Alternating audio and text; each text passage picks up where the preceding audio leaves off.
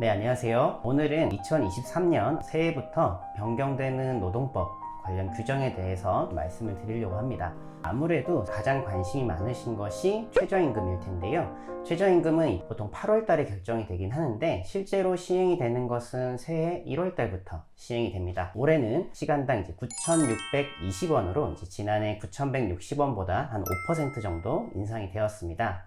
그래서 일주일에 40시간 일하시는 통상적인 근로자의 경우에는 한 달에 200만 원이 이제 넘었는데요. 201만 580원을 받으실 수 있겠습니다. 물론 수습 중인 근로자의 경우에는 90%까지만 지급이 가능하니까 이 부분을 아시면 될 것 같고요. 또 하나 아셔야 될 것이 최저임금 가파르게 오르면서 식대나 상여금 같은 것들이 이전에는 최저임금에 포함이 안 됐습니다. 이전에는 식대를 주고 임금을 주는데 이 최저임금 이상 줬는지 이하로 줬는지 판단할 때는 식대를 빼고 계산을 했습니다. 식대 빼고 최저임금을 줬어야 됐던 거죠.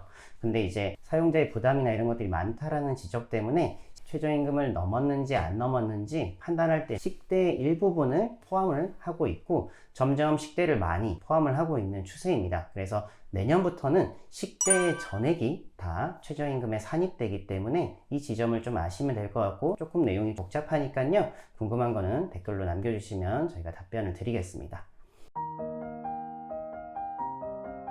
그리고 두 번째 좀 말씀을 드릴 것이 산업재해보상보험법도 확대가 되는 부분이 있습니다. 출산을 했는데 아이에게 질환이 발생했을 때 굉장히 곤란한 일들이 있을 수 있는데요. 이런 부분에 대해서도 업무상 재해로 인정을 한다는 내용이 올해 1월 12일부터 시행이 됩니다. 사실 이 내용은 시간을 많이 거슬러 가야 되는데요. 2009년에 제주의료원에서 유해물질에 노출된 간호사분들이 다수 유산을 하는 경우가 있었고 한 4분 정도가 이 선천적인 질환을 가진 아이를 출산하는 일이 있었습니다. 과연 이 아이의 그런 선천적인 질환이 업무상 재해인지에 대한 다툼이 있었고요. 물론 근로복지공단은 인정을 안 했습니다. 왜냐하면 출산한 아이는 근로자가 아니기 때문이다, 이런 이야기를 했었는데 결국 이거에 대해서 대법원이 판결을 하면서 결과를 뒤집었습니다. 태아의 경우도 사실상 어머니와 같은 존재로 봐야 된다. 그래서 어머니가 일을 하는 과정에서 유해물질에 노출되었다면 이로 인해서 태아에 발생한 질환도 업무상 재해다라고 판결을 했고요. 이후에 법도 개정이 되었습니다. 출산을 하셨는데 아이에게 질환에 대한 장애나 이런 것들이 있으면은 장애급여를 지급을 할 수가 있고, 안 좋은 일이 있어서 유산을 하셨다 그랬을 때는 아이에 대한 장례 비용이나 이런 것들도 지원을 할 수 있게끔 법이 개정되었습니다.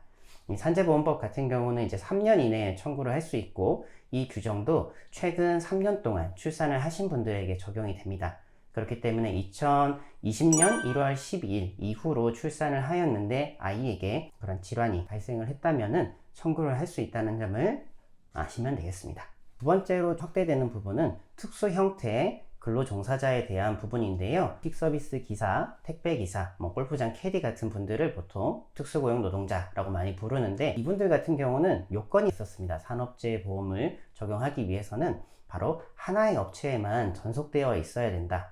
그래서 대리운전기사가 여러가지 플랫폼을 하게 되면은 산재 가입이나 업무상 사고 인정에 좀 제한이 있었습니다. 소위 말하는 이제 전속성이라는 요건이 있었는데요. 이런 부분들을 없앴습니다. 그래서 앞으로는 퀵서비스나 배달 대행을 하는데 여러 어플을 통해서 콜을 받아서 일을 하더라도 업무상 사고나 이런 것들이 발생했을 때 제한이 발생하진 않습니다. 그리고 플랫폼 노동자들이 요즘 많이 늘고 있기 때문에 용어도 많이 바뀌었는데요. 이제는 노무 제공자라는 표현을 쓰게 되었습니다. 그래서 특수 형태의 근로종사자 이런 표현을 이제 안 쓰고요. 그래서 그분들과 플랫폼 노동자들을 합친 개념으로 노무 제공자라는 개념을 사용한다는 점을 알고 계시면 되겠고, 이런 관련된 업무를 하시고 계신다면은 내가 이제는 산재를 좀 더 폭넓게 적용받을 수 있구나 라는 점을 꼭 아시면 좋을 것 같습니다. 끝으로 몇 가지 간략하게 좀 짚어드릴 것은 2020년 8월 달부터 이 휴게시설을 의무화하는 규정이 시행이 됐었고, 그거에 대한 기준들이 좀 마련되었습니다. 일정한 넓이, 일정한 높이, 그리고 밝기, 어떠한 시설들이 있어야 되는지에 대한 규정이 있었는데요.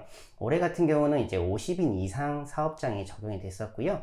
이제 2023년 8월부터는 좀 더 사업장이 확대가 됩니다. 그래서 20인 이상 사업장의 경우에는 휴게시설을 의무적으로 설치를 해야 되고요.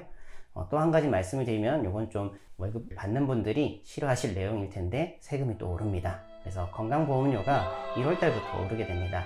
현재 6.99% 정도 납입을 하고 계실 텐데 이것이 0.1%가 올라가지고 내가 월급 명세서 받았는데 왜 이렇게 세금이 많이 나왔지? 라고 하시면은 1월달부터 건보료가 올랐기 때문이라고 아시면 될 것 같습니다. 이렇게 해서 2023년부터 좀 변경되는 노동법에 대해서 몇 가지만 말씀을 드렸고요. 사실 이거 말고도 좀 여러 가지들이 있습니다. 그 외에도 혹시 궁금한 게 있으시면 댓글 남겨주시면 저희가 좀 답변 드리도록 하겠습니다. 다음번에도 유익한 영상으로 인사드리겠습니다. 감사합니다.